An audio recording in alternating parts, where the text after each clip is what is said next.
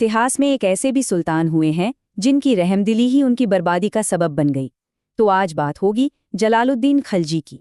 ये एक बड़ा सवाल है ना, कि क्या एक ऐसे दौर में जहां चारों तरफ क्रूरता हो, कोई रहमदिल शासक राज कर सकता है?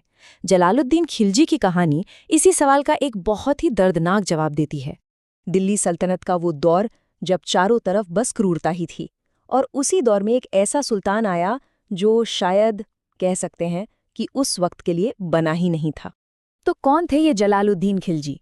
देखिए, इनका असली नाम था फिरोज खिलजी, और इन्होंने ही रखी थी खिलजी वंश की नींव। एक मजेदार बात यह है कि वो असल में तुर्क थे, लेकिन उनका परिवार पीढ़ियों से अफगानिस्तान के खलज इलाके में रह रहा था, और बस वहीं से उन्हें खिलजी नाम मिला। बात है साल 1290 की। ये वो साल था जब दिल्ली में एक बहुत बड़ा बदलाव आया। जलालुद्दीन ने गुलाम वंश के आखिरी शासक को गद्दी से हटाकर तख्त पर अपना कब्जा जमा लिया। ये सल्तनत के लिए एक नए दौर की शुरुआत थी। और बस यहीं से शुरू हो गया दिल्ली में खिलजी वंश का राज। पर रुकिए, ये राज पहले के सुल्तानों जैसा बिल्कुल नहीं होने वाला था। तो ऐसा क्या अलग था जलालुद्दीन के शासन में? चलिए देखते हैं। उस जमाने में जहां भाई तलवार ही सब कुछ थी, ताकत का मतलब ही क्रूरता होता था, वहां इन्होंने एक ऐसा रास्ता चुना जिसके बारे में कोई सोच भी नहीं सकता था, रहम और माफी का। सच कहूं तो उनकी नीतियां उस दौर के हिसाब से एकदम रेवोल्यूशनरी थी। जरा सोचिए, जहां राजा अपने दुश्मनों के सिर कलम करवा देते थे, वहीं जलालुद्दीन उन्हें माफ कर रहे थे। उन्होंने गरीबों की भलाई के लिए काम किया, अपराधियों को सुधरने का एक और मौका दिया, और कोशिश की कि जहां तक हो सके जंग को टाला जाए और शांति बनी रहे। उनकी रहमदिली का सबसे बड़ा इम्तिहान तो तब हुआ जब उनके अपने ही भतीजे मलिक छज्जू ने बगावत कर दी। अब कोई और सुल्तान होता तो क्या करता? सीधा मौत की सजा देता, है ना? पर जलालुद्दीन ने उसे भी माफ कर दिया। ये उनकी दरियादिली की एक मिसाल तो थी, पर शायद एक बहुत बड़ी भूल भी।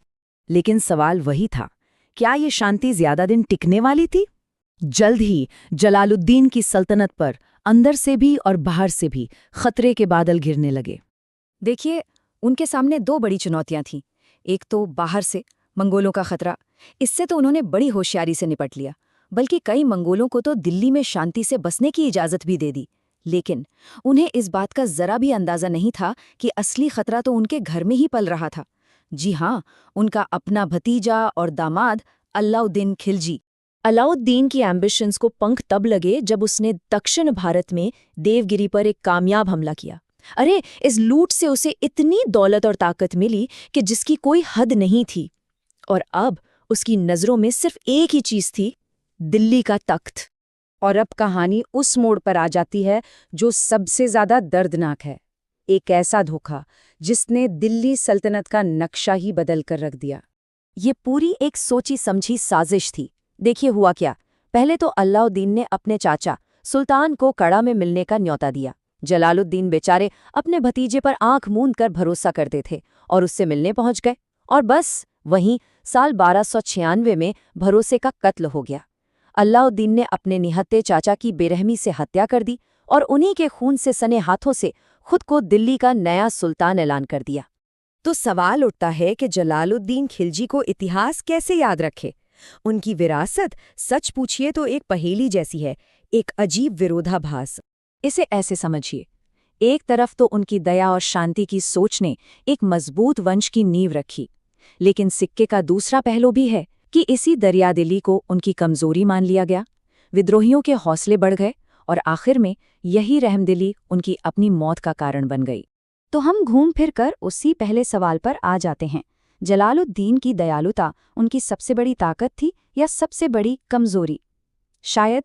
शायद इसका जवाब यही है कि एक बेरहम दुनिया में कभी-कभी सबसे नेक इरादे ही सबसे खतरनाक साबित हो जाते हैं। और ये एक ऐसा सवाल है जो आज भी हमें सोचने पर मजबूर करता है।